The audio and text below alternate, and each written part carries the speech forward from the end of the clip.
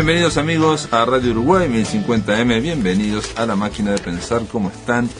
¿Cómo lo están pasando esta tormenta? Realmente el chiste que hiciéramos el lunes sobre el tiempo en Uruguay cuando hacía muchísimo calor, el viejo chiste que dice, ¿le gusta el clima en Uruguay? Bueno, espera un momento y verá, ¿no? O sea, porque cualquiera sea la respuesta va a cambiar. Ahora, más que un chiste, parece algo medio trágico. Venía yo por la calle Paraguay en un ómnibus y no llovía en la calle de Paraguay, sin embargo estaba cayendo una lluvia por el costado de la Torre de Antel, impresionante, y después quedaba seco. Una cosa que esperemos no ocurran ninguna desgracia en Uruguay ni en Montevideo, obviamente.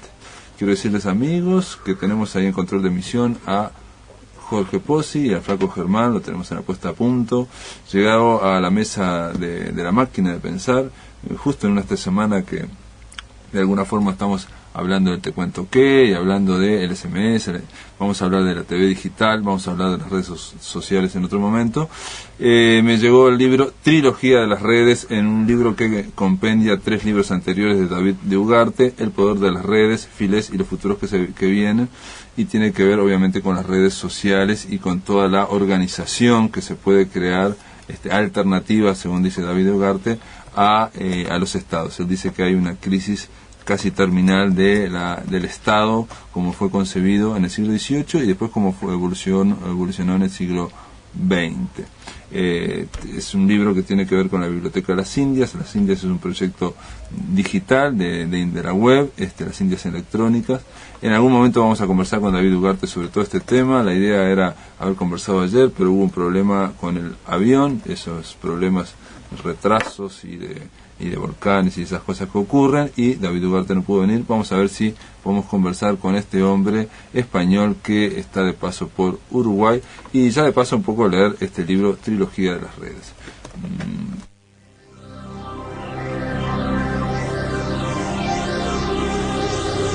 A un clic de la Aleph. Nos subimos al mangrullo de la máquina para escrutar el horizonte virtual. A un clic de la Aleph. Fernando da Rosa nos invita a buscar nexos, vínculos y cruces entre la cultura, las tecnologías y la comunicación. A un clic de la Aleph.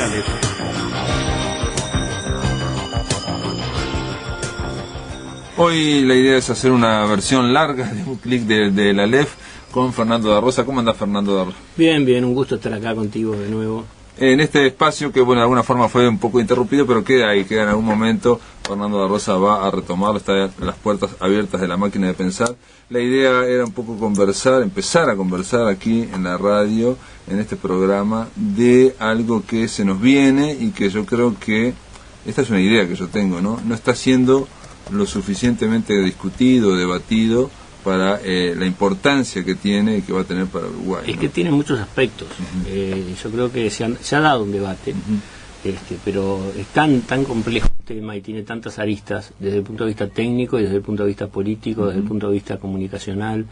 Estamos hablando de la TV digital, ¿no? Sí, por supuesto. Parece mentira, pero una cuestión técnica tiene muchísimas implicancias, ¿no? Claro, y sobre todo cuando una cuestión técnica va a afectar a tanta gente, ¿no? Sí, sin duda. Tiempo, ¿no? Nosotros además ya tenemos la experiencia de lo que ha pasado en otros países con el advenimiento de la televisión digital, ¿no?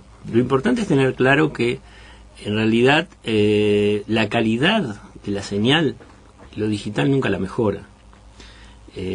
Cuando nosotros digitalizamos una señal, sea de audio, sea de video, lo que hacemos es un muestreo y convertimos una forma en ceros y unos, en pulsos o ausencia de pulsos. De acuerdo a la fidelidad de ese muestreo vamos a tener más o menos calidad, pero siempre vamos a perder algo en el proceso. Hay un proceso de conversión analógico-digital y después digital-analógico, porque si a nosotros nos muestran unos y ceros no entendemos nada, así como no entenderíamos oír pulsos y ausencia de pulsos. Los mejores equipos de audio... En ese proceso se pierde y se pierde. Los mejores equipos de audio de los audófilos, audiófilos de... No sé si se dice audófilo. Sí, esos fascinados que tienen los discos de pasta. Claro, siguen con los discos de pasta y tienen equipos de válvula, ni siquiera de transistor, ¿no? Equipos analógicos de válvula que valen $50,000-$60,000. O sea que el sumum del audio sigue siendo lo analógico, no lo digital. Y lo mismo pasa con la imagen. Si uno tiene una cámara 35 milímetros con negativo blanco y negro color, siempre va a tener más calidad de imagen que con el último modelo de cámara digital. Pero igual parece que esas diferencias de calidades con el tiempo se han ido como acortando, ¿no? Uno planteaba hace 10 años la diferencia que había entre lo digital y una película de emulsión, digamos, de 35 milímetros, y era una diferencia impresionante. Supuesto. O sea, todo el mundo decía, imposible, el cine jamás se va a hacer con digital. No, en realidad el cine ahora está pasando digital a pasos acelerados. Exacto, sí. Va a terminar siendo digital, claro, eso no cabe duda. Claro. Pero eso no quiere decir que vaya a ser mejor la calidad de la imagen. Cuando el equipo analógico es bueno, la diferencia es notoria. No se nota la diferencia cuando el equipo es de mala calidad, o cuando la señal es transmitida con un transmisor de mala calidad, o hay muchos rebotes o lo que sea. La gran ventaja que tiene lo digital no es la fidelidad con el original, sino la fidelidad consigo mismo, la dificultad para la degradación de la señal digital una vez generada. Eso hace que el resultado final a veces sea mejor. En el caso de la televisión por aire, por ejemplo, nosotros con la televisión analógica tenemos que la señal rebota en un edificio igual al televisor y hay fantasmas que son casi imposibles de corregir. Digo, se pueden corregir con circuitos y demás, pero siempre hay problemas de fantasmas, de ruido, de motores que hacen ruido, cualquier otra cosa interfiere con la señal analógica. En cambio, la señal digital, una vez que se digitalizó, se ha estudiado tan bien los sistemas para hacer que funcione y se decodifique eso, que desaparecen los fantasmas, desaparecen los ruidos, y entonces la calidad de la señal que nosotros recibimos puede llegar a ser mejor con relación a la señal analógica. Pero eso es al final del proceso. Ahora la televisión actual, en este momento vos decís que es analógica, mirá que yo no tengo ni idea. Claro, la televisión que nosotros ahora estamos viendo televisión analógica, el ancho de banda de un canal de televisión es de 6 MHz. El espectro electromagnético no es infinito, tiene límites. Cada canal de televisión en nuestra región ocupa 6 MHz de ancho de banda. En el caso de Europa ocupan 6 MHz y medio, porque el máximo teórico de definición, para alcanzar el máximo teórico de definición se necesitaban 6 MHz y medio. En nuestra región del mundo se fijó en 6. Por eso es que nosotros tenemos el PAL-N y los europeos tienen el PAL-B. Porque acá hubo que correr la frecuencia de la subportadora de color para que entraran esos 6 MHz que tenía diferencia 0,5 MHz de diferencia con Europa. El tema es que pueden existir un canal cada 6 MHz. Como el espectro electromagnético no es infinito, sino que es finito, y no pueden repetirse canales en cierta región geográfica por convenios internacionales. Acá en Uruguay está Canal 12 y en Argentina, en Buenos Aires no hay Canal 12, hay Canal 13. Acá no hay Canal 7 y Canal 7 en Buenos Aires. Recién hay Canal 7 en Pan de Azúcar, ¿no? O sea, hay una distribución geográfica de los canales. Entonces eso hace que no pueda haber más de 4 canales, por ejemplo, en Montevideo. Ahora, cuando nosotros digitalizamos la señal, podemos utilizar técnicas de compresión. Entonces, en esos 6 MHz, en vez de una señal, podemos tener 4 o 8 señales. Depende de la calidad con que nosotros trabajemos. O 2 señales de alta definición, o 4 señales u 8 señales de calidad estándar.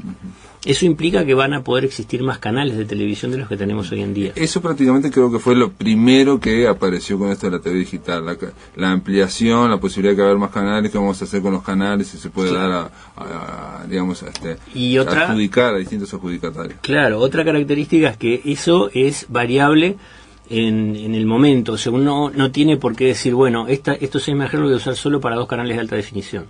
Puede decir, en la tarde lo voy a usar para 2 canales de alta definición y en la mañana lo voy a usar para 8 de definición estándar. Eso se puede ir variando a lo largo del día, es muy fácil cambiar cómo se distribuye el ancho de banda. Y cuando decís alta definición, 2 de alta definición, ¿qué quiere decir? ¿Quiere decir que se van a ver mejor que los que se ven los analógicos? Como la alta definición que se está viendo por el cable ahora. O sea, 1080 por... O sea, la proporción 16:9, 1080 por 920, creo que es una cosa así. O sea, es el HD que ofrecen los canales. Exacto. El HD, el Full HD, no el HD. También se va a poder tener HD, pero ahí podríamos tener 3 en vez de 2. O sea, cuanto más definición y más cantidad de píxeles en cada pantalla, más ancho de banda se necesita para definirlos. Entonces, el tema es ese. ¿Quién define si un ancho de 6 MHz se va a usar para tener más canales con la misma definición o para tener 2 canales con más definición? Y una pregunta, o sea, se pueden tener ya con, por ejemplo, en el ancho de banda de 6 MHz en el cual va un canal de televisión uruguayo ahora, sí, ¿no? yo puedo tener la misma calidad que ese canal, pero puedo en Con ese 8. mismo con 8. Sí. O sea, con 8 pueden entrar 8 canales. 8 canales. En el mismo ancho de banda. En el mismo ancho de banda. Esa es la gran diferencia. Ah. O 4, o 2. O sea, depende de qué definición quiera brindar el que está utilizando ese canal. Entonces la primera polémica a nivel político es, ¿los canales actuales son dueños de la frecuencia o son dueños de la señal? Si son dueños de la señal, les dejamos una señal de esas 8 y las otras 7 las licitamos. Si son dueños del canal, ellos tienen esos 6 MHz y son dueños ellos de los 8 canales que puedan poner, o los 2, o los 4, o lo que se les ocurra. Más un canal para celulares, que además está incluido dentro de la norma. O sea que los celulares estarían recibiendo televisión todo el tiempo con una definición bastante buena. O sea que eso ya de por sí es revolucionario y implica una decisión que se va a tomar en algún momento y veremos que se resuelve, ¿no? Los canales... ¿Eso todavía no se tomó, esa decisión? Está en discusión. Está en discusión. Y, perdón... se tomó la decisión de qué norma se va a usar, pero no cómo se van a manejar las frecuencias. Digo, y la norma era aquella, al principio de Uruguay se había definido por la europea, ahora vamos a conversar, y después ahora se definió por la Brasil japonesa, digamos, Sí. hubo un cambio. En donde puede haber a nivel analógico un canal, ahora puede haber 8, va a poder haber 8, ¿no? Sí. En principio eso podría cambiar también la televisión en cuanto al concepto de televisión, pero estoy pensando que el cable ya mostró que se puede tener muchos Sin duda, canales. sin Digo. duda. Hay el antecedente del cable, digo, ¿no? O sea que a nivel cultural... Hay un tema también con el cable que está en un momento también de transición o de crisis, podría decirse, porque en poco tiempo la calidad de Internet va a permitir tener la misma calidad que tenemos en el cable en nuestra conexión de Internet. Entonces, ¿qué sentido va a tener el cable? Claro. ¿No? Hay todo un cambio que se puede llegar a producir en el cable.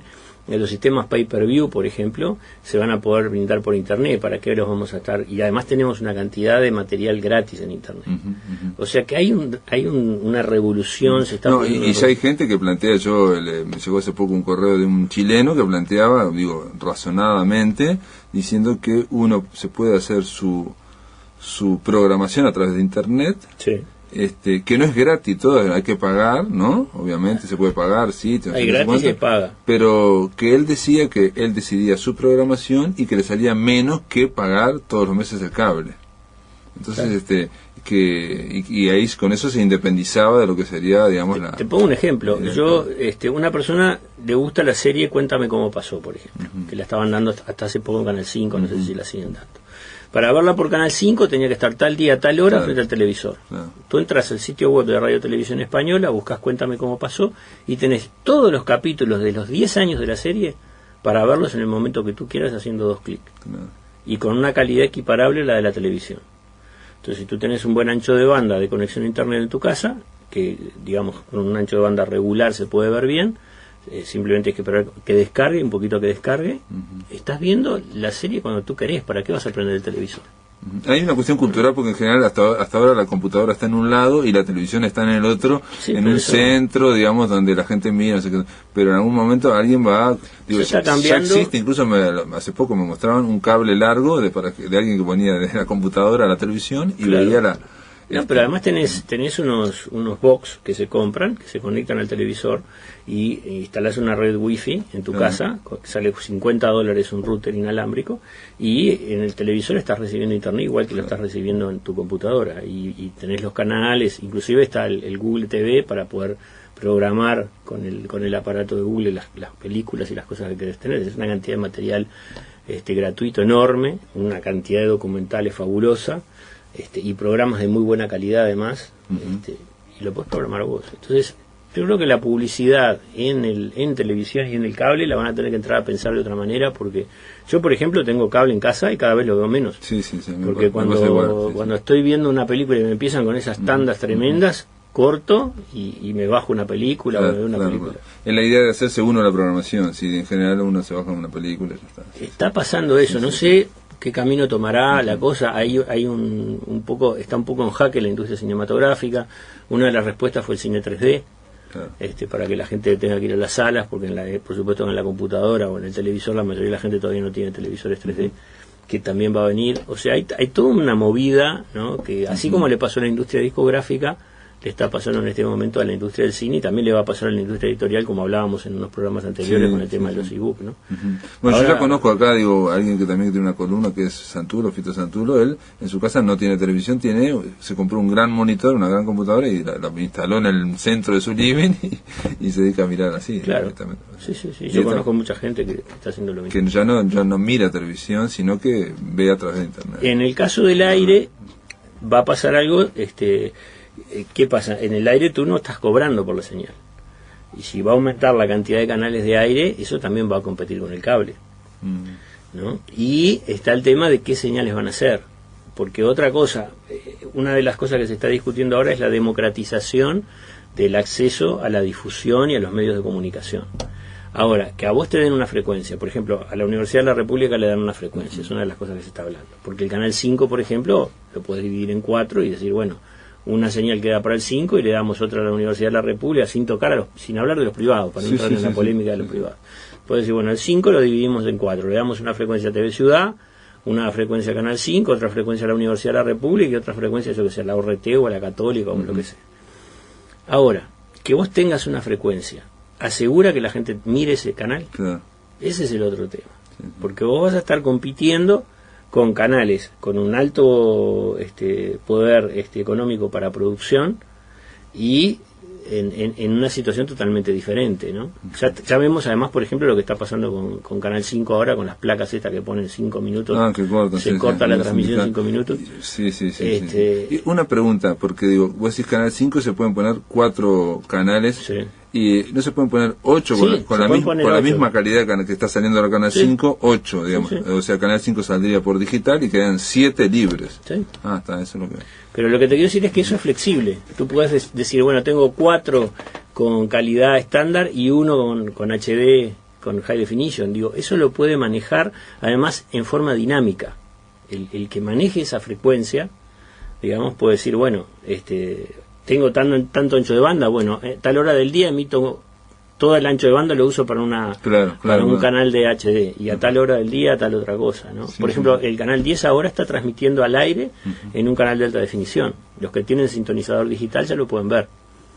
Le dieron un espacio, digamos, para transmitir en alta definición, un canal UHF, porque además se va a abrir toda la frecuencia UHF, ¿no?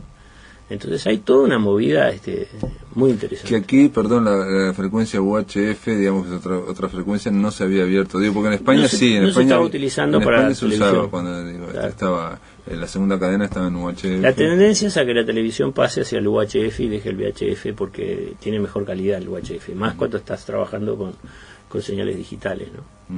Pero creo que el UHF tenía el problema que no tenía para llegar más lejos, era muy mejor con VHF. Sí, porque tiene al tener menor frecuencia la señal, la propagación es diferente. Bueno, después de la pausa, Fernando, te voy a preguntar entonces, ya estamos, planteado el panorama, digamos, digital, cómo sería, todas las posibilidades. Ahora te propongo hablar más, pensar un poco, reflexionar más culturalmente cómo puede ser la TV digital en Uruguay. En el aire de Radio Uruguay, La Máquina de Pensar.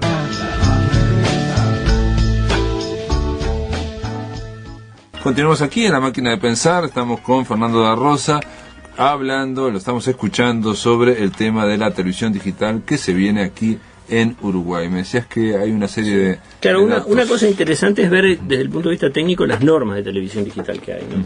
La primera norma que surgió fue la norma norteamericana, que es una norma que tiene una ventaja y es un largo alcance, pensada para un país como es Estados Unidos, ¿no? Con esas distancias enormes.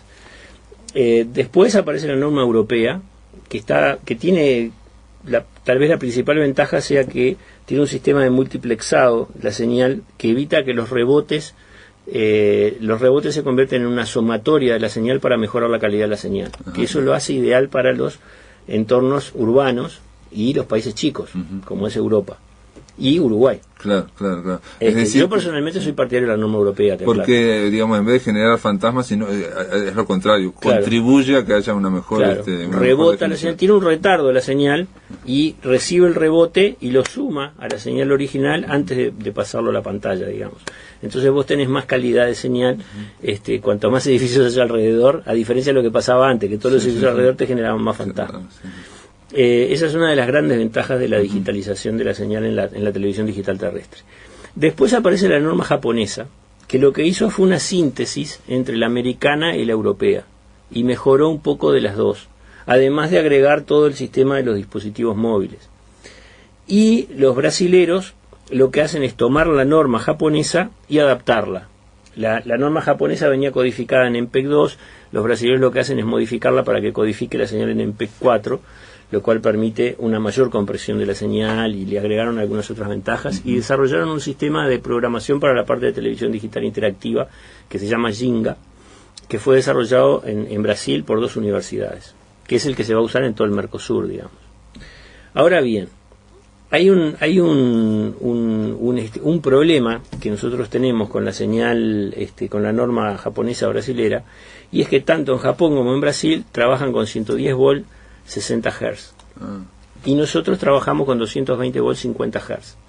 El voltaje no importa tanto, pero la frecuencia de línea sí, porque la frecuencia de línea generalmente se trata de que sea igual al número de campos en la señal de televisión, porque si no se produce como un flicker. Entonces, si nosotros incorporáramos la norma japonesa brasilera como viene, cuando fueran las cámaras a grabar exteriores y hubiera un tubo de luz o algo, se vería todo como un parpadeo en la luz, además de otros problemas técnicos que se generan. Entonces, ¿qué se va a hacer en Uruguay? Se va a utilizar la norma japonesa brasilera, pero en vez de usar 60 campos por segundo, como indica la norma, vamos a usar 50.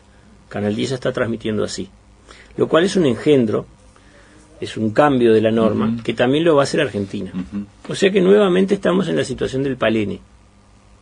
Ajá, porque era acá en Uruguay y Argentina era PAL-N, claro, y allá en Brasil era PAL-M. PAL-M, y en Europa PAL-B. Y en Europa nosotros nos podíamos haber quedado con la norma europea, que la hubiéramos podido tener pura y original.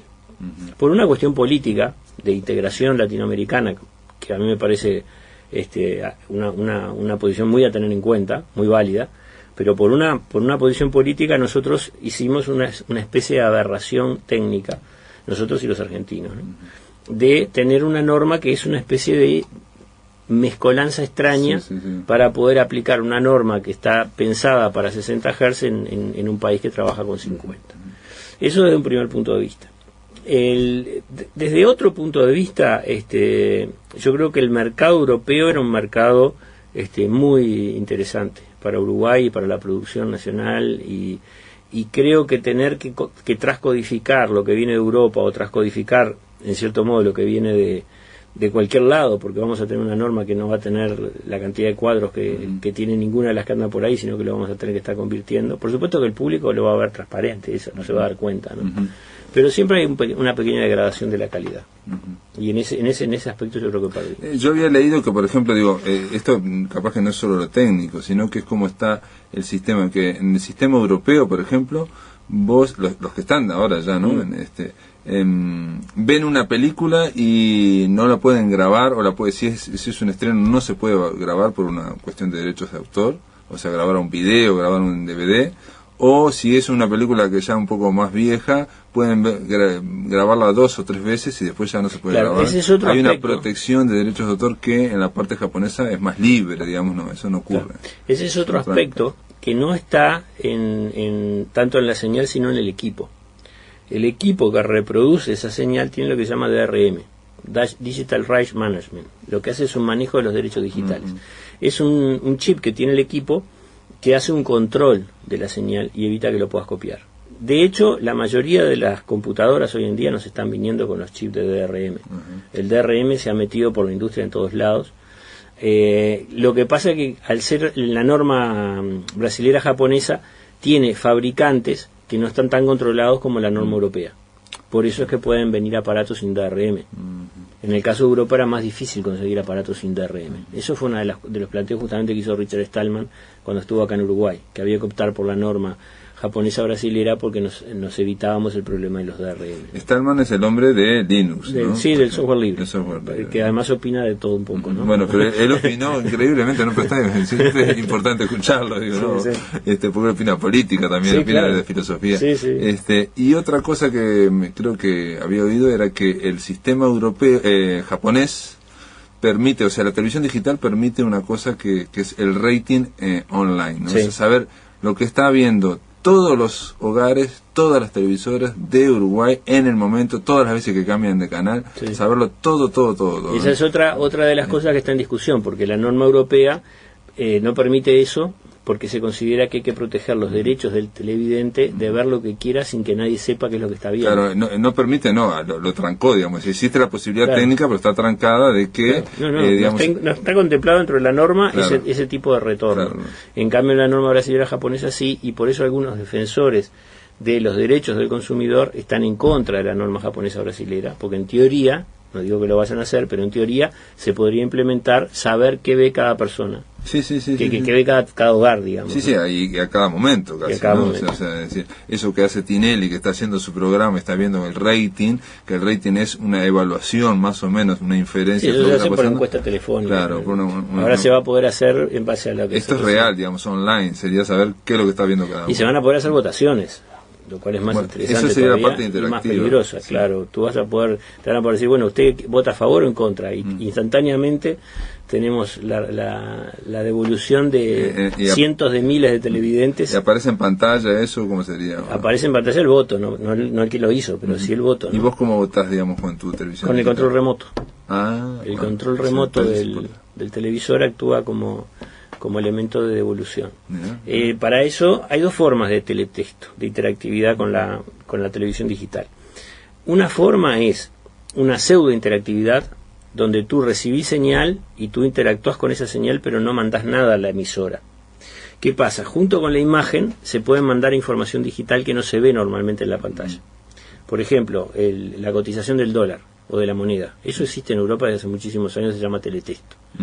Lo mandaban inclusive en la señal analógica, en las líneas de retardo vertical mandaban la información de teletexto y la decodificaba un aparatito en el televisor. En este caso te están mandando junto con la película la información de la cotización de la moneda. Y tú con el control remoto apretás un botón y lo que ves es la cotización de la moneda. Pero no es que te la manden porque vos la pedís, te la están mandando siempre. Vos lo que haces es mostrarla, habilitarla. Así como te mandan la cotización de la moneda, te pueden mandar otra cantidad de cosas. La cantidad de texto que se puede mandar es enorme. La programación, por ejemplo, que se llama EPG, es la programación que te están mandando de todos los canales al mismo tiempo que te mandan el programa. Eso lo podemos ver hoy en día en el cable. La señal de cable, cuando uno tiene televisión digital, aprieta un botón y ve la programación. Ve lo que está pasando, incluso pone un pequeño dato de cada película. Exacto, es eso mismo. Esa es una forma de interacción que yo la llamo pseudo interacción, porque en realidad tú no estás mandando nada a la emisora. Y después, la verdadera interacción es cuando tú tenés además el receptor conectado a internet o conectado a la línea telefónica. Entonces tú a través del teléfono o a través de internet mandás información hacia la emisora, que puede ser muy variada. Puede ser votar, puede ser elegir una opción entre varias, hay una cantidad de posibilidades de interacción que tú puedes tener. Juegos. Sí. Y algo que ya de última se está usando ya con los celulares, en SMS, en programas de televisión. Claro, el tema es ahí quién usa ese instrumento, si lo usás con un poco de inteligencia o lo usás para cualquier mamarracho, pero eso es la culpa no tiene el instrumento. Lo puedes usar para votar en Tinelli. Sí, exactamente. Sí. Así como lo puedes hacer para elegir un programa de música clásica. Claro. Y decime, ya se ha hablado, pero el tema del sintonizador, decir qué va a pasar con los televisores, qué va a hacer con el famoso apagón digital. Los televisores comunes, para poder ver televisión digital, van a tener que acoplar un sintonizador digital que en algunos países lo han entregado poco menos que gratis en el momento de hacer el cambio, o a un costo muy bajo. Hay de calidad mala, regular y muy buena, depende de la interacción y de las propiedades que tengan los sintonizadores. O sea que eso también depende del poder adquisitivo del que lo vaya a comprar. Y los televisores nuevos ya están viniendo con sintonizador digital para la norma. Ya se sabe que norma va a usar Uruguay, o sea que ya están viniendo para la norma que va a usar Uruguay, que es la japonesa brasileña. Eso implica que el que tiene un televisor analógico en este momento no se va a quedar sin ver televisión, va a poder poner ese combo. Y en el momento en que se decida para poder aprovechar esos 6 MHz de ancho de banda y aumentar el número de señales, hacer el apagón analógico, se supone que se va a avisar y se va a dar un periodo de tiempo, como pasó en España, que ya se hizo el apagón analógico, para que todo el mundo se compre esos y escuché leí que en Brasil, por ejemplo, hubo hasta pequeños créditos o algo así del Estado para las familias pobres que querían comprarse su... Claro, porque imagínate, si tú de un día para el otro haces el apagón y la gente se queda sin televisión, se puede llegar a generar un problema bastante grande, ¿no? Una cosa básica. Más cuando hay gente que no tiene internet, porque eso es otra cosa interesante en la televisión digital, que pensemos en el porcentaje de población que aún hoy en día no tiene internet. Claro. Que es grande, sobre todo en Brasil, no tanto en Uruguay, pero en Brasil es enorme, ¿no? Esa gente, su forma de comunicarse es la televisión, de recibir la información es la televisión. Con la televisión digital interactiva, digital terrestre interactiva, se le abren una cantidad de oportunidades, porque puede recibir más información e interactuar con esa información. Si tú no le das la posibilidad de adaptarse a eso y le cortás todo, sería un caos, ¿no? Y decime, en cuanto a las posibilidades de haber muchos canales, se le criticó, por ejemplo, en Argentina, ahora estoy pensando, que hay un planteo de hacer canales comunitarios y canales para los mapuches, un montón de, ¿no? Y se planteó de que hay no hay programación detrás de esas comunidades, o incluso hay casos de truches de gente que no es tan mapuche como decía, algo así, ¿no? En fin, yo lo leí eso, y es como es un punto débil, digamos, un talón de Aquiles de una propuesta que en los papeles puede parecer súper democrática y mucho mejor que los Claro, por eso yo te decía antes que el tener la frecuencia no te asegura la audiencia. Tú puedes agarrar y darle una frecuencia a una comunidad X, y que esa comunidad X tenga la frecuencia no le asegura que la vayan a ver, que la gente vaya a ver ese programa, ni siquiera dentro de la propia comunidad, ¿no? Generalmente en el caso de las comunidades sí, porque es un público muy cautivo, pero en el caso de grupos de interés determinados, por ejemplo, le das un canal al PCNT, nadie te asegura que todos los afiliados del PCNT van a ver ese canal. No, pero aparte el tema estaba en el tema de que hay así como se necesita para largar un canal de televisión un capital, digamos, y un medio tecnológico importante. Es que por eso te digo que nadie te asegura que lo veas. Un capital de know-how de cómo hacer algo que sea, que tenga los parámetros de calidad mínimos, porque cuando todos criticamos a Tinelli, nos olvidamos, y eso se dijo acá en La Máquina de Pensar cuando estuvimos hablando de Tinelli, y le dijo Rafael Curto, así me acuerdo, de que todos los medios que tiene a disposición Tinelli, cómo los sintetiza y coordina él los va dirigiendo, habla de una alta calidad tecnológica, digamos, ¿no? Se requiere mucho know-how para hacer algo a ese nivel. Hay varias cosas para analizar. Una de las cosas para analizar es cómo logra que la gente vea el programa y después vea 5 o 6 programas que hay sobre el programa. Porque hace unos días atrás en el trabajo estaba discutiendo gente sobre uno de los programas que habla sobre el programa de Tinelli por dos personajes que se habían peleado porque uno había dicho no sé qué del otro, y era una discusión que era casi como de familia. Yo no lo podía creer. ¿Cómo logra, cómo maneja la técnica comunicacional para lograr que la gente no solo vea el programa, sino que además discuta por el programa y vea otros programas que hablan sobre el programa?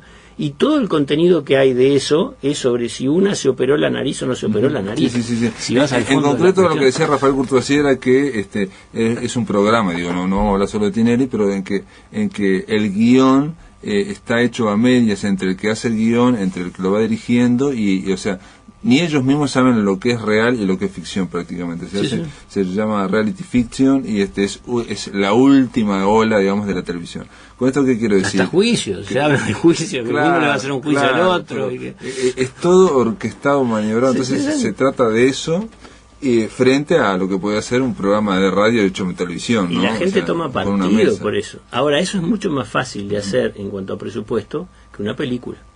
No, pero te quiero decir que probablemente es más difícil de hacer que si vos pones el canal del PCNT o canal no sé qué, porque hay que tener otro oficio. Porque, exacto, ahí está el know-how o como el oficio, o digamos, ese capital que no es, que es humano quizás, ¿no? Que es cultural y que no que no es tan fácil, digo, sino lo hemos visto nosotros, sobre todo lo ves en los canales del interior del Uruguay, ¿no? Yo creo que acá hay una complicidad por parte de los dueños de los medios de comunicación y del público.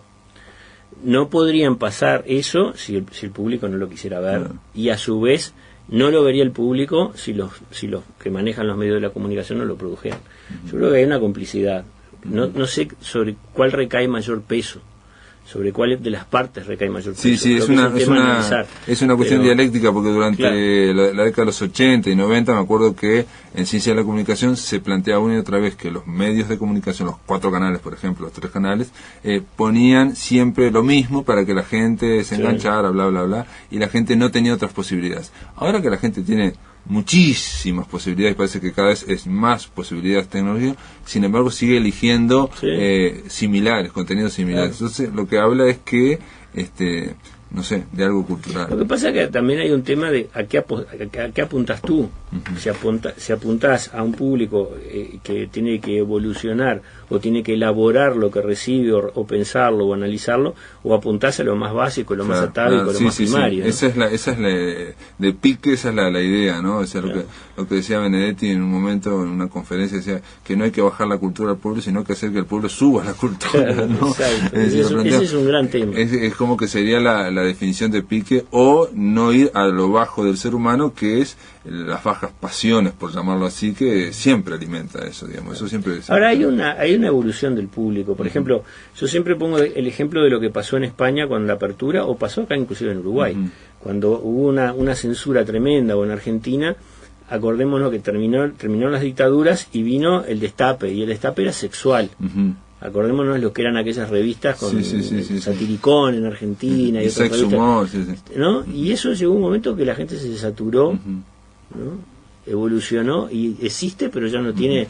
La gente no sale corriendo al kiosco a comprarla, y cuando hubo la transición en Uruguay, y aquí hubo un boom de la televisión española. Yo me acuerdo todas las miniseries, Los Voces de los Hombres, todo eso, o sea, que eran de calidad, por encima de lo que estábamos acostumbrados, y la gente realmente lo veía.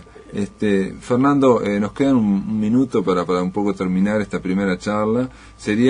¿Cuáles serían ahora los 2 focos, digamos, de discusión, digamos? Si vos tuvieras ¿qué se viene ahora? ¿Se viene un gran quincho? ¿Qué se viene en torno a Yo creo que se viene recién ahora, hace pocos días, viste que se abrió un espacio para que todo el mundo opinara sobre el tema de la televisión digital, y recién hace pocos días se publicó todo lo que se mandó. Hubo una gran discusión de por qué no se publicaba, hasta que llegó el momento que se publicó. Creo que ese es uno de los temas que está en discusión en este momento. ¿Qué va a pasar con las frecuencias?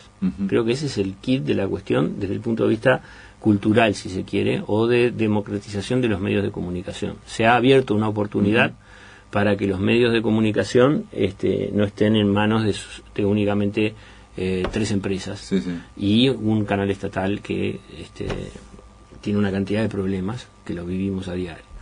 Yo creo que esa es la gran discusión en este momento. ¿Cómo se va a manejar eso? ¿Cómo se va a mover? ¿En qué sentido se va a correr, digamos, el dial? Si vamos a tener más actores dentro de la televisión. Otra cosa que plantean los canales privados es que se va a hacer inviable económicamente mantener la producción nacional, entre comillas, que ellos hacen, porque ahora están haciendo producción nacional y tuvieron 30 años. Nunca hicieron, Ahora se están preocupando porque necesitan demostrar que existen y que hay televisión nacional. Y inclusive están comprando películas y pasándolas.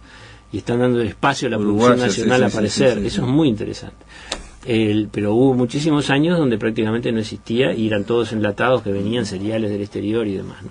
Aparte, la famosa torta publicitaria se va a dividir más, supuestamente. Claro, yo creo que, ese es el miedo, ¿no? El miedo es que se van a volver inviables porque hay tantas señales. O sea, por un lado está el miedo de los canales de que se reparta el público entre todos esos canales y ellos no controlen toda la audiencia como la controlan ahora, porque además del cable tienen la televisión de aire. La única competencia es el 5, y cuando uno ve el 5 cada 5 minutos le aparece la placa y se le corta la transmisión.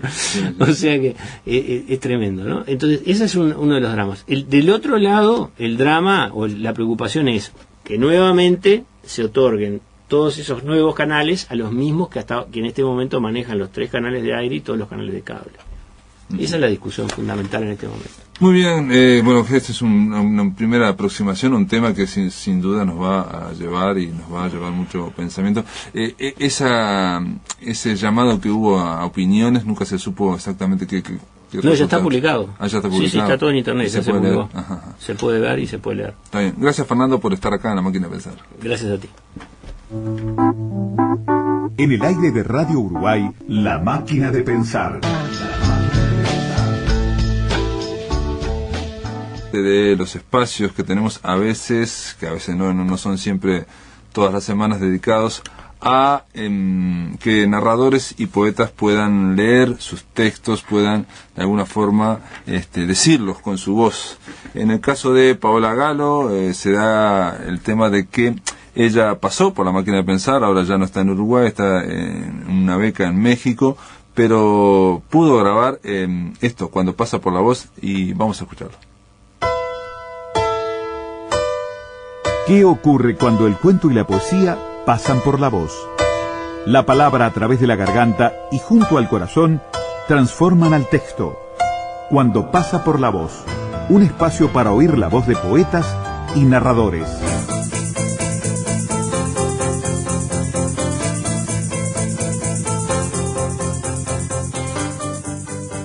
Letra escarlata, como las osas polares en el Ártico, tiempo hiberné en las sombras del Casi. Libre la letra, es hora de emprender el viaje. No quiero, a partir de hoy, tarascones en el aire, ni ovillarme arrullo de cuna. Únicamente hora y fecha para mostrar la herida, la terca, escarlata, boquiabierta herida solo a los que pidan verla. Esta fragilidad cumplirá, pues, repertorio estricto. Toga plumífera para las visitas y apodo florido detrás de la furia en el ritual del té. Llega el cortejo real de los ojos suicidas y te alcanza el aire para 3 mansas reverencias. Nunca más, centelleante espuma a la deriva del viento feroz. Abismado cuerpo de Eva, dolor imaginario.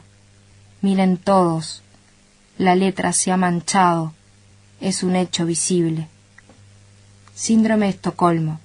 Manida de estas, ¿acaso podré fumigar con desdén tu mirada torcida? Animalito de Dios, que todo lo sabe y nada lo puede, aplaca esa voracidad de inhóspitos paisajes. Aquí tienes tu ración de palabras insomnes, un poema combativo y pretencioso antes de la cena, sin recalentar y sin ninguna epifanía imprevista, como acordamos.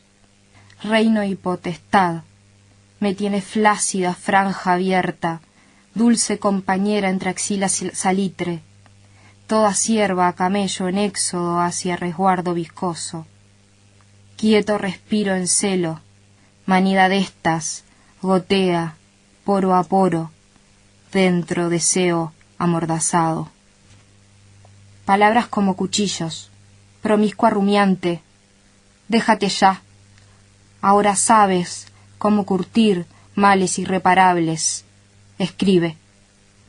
Escrito desde la cueva del depredador, aunque todavía no ha sido la mujer que será, sospecha cuánto costará olvidar la palabra reminiscencia. Por eso, en tardes como esta, fabrica un libro como un túnel.